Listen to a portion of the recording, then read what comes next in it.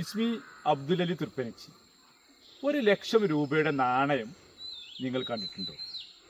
എങ്കിലിതാ നമുക്ക് ആ നാണയത്തെക്കുറിച്ചൊന്നറിയാം. ഇദ്ദേഹം ഇന്ത്യക്കാരനല്ല, ഇദ്ദേഹത്തിൻ്റെ നാട് തുർക്കിയാണ്. തുർക്കിയുടെ 1,00,000 രൂപയുടെ നാണയമാണ് നമ്മളിപ്പോൾ കണ്ടുകൊണ്ടിരിക്കുന്നത്. ഇന്ത്യൻ നാണയങ്ങൾ രൂപ എന്ന പേരിൽ അറിയപ്പെടുമ്പോൾ തുർക്കിയുടെ നാണയങ്ങൾ ലിറ എന്ന പേരിലാണ് അറിയപ്പെടുന്നത്. തുർക്കി റിപ്പബ്ലിക്കിൻ്റെ 75-ാം വാർഷികത്തിൻ്റെ ഭാഗമായി 2000-ലാണ് ഈ നാണയം പുറത്തിറക്കിയിട്ടുള്ളത്. ഈ നാണയത്തിൻ്റെ മറുഭാഗത്ത് തുർക്കിയുടെ പ്രഥമ പ്രസിഡൻ്റായിരുന്ന മുസ്തഫ കമാലിൻ്റെ ചിത്രമാണ് ആലേഖനം ചെയ്തിട്ടുള്ളത്.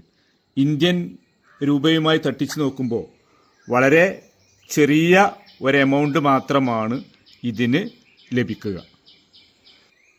ഇതുപോലെയുള്ള വ്യത്യസ്ത വീഡിയോയുമായി നമുക്ക് വീണ്ടും കാണാം. പരമാവധി എല്ലാവരും ഈ വീഡിയോ ഷെയർ ചെയ്യണേ.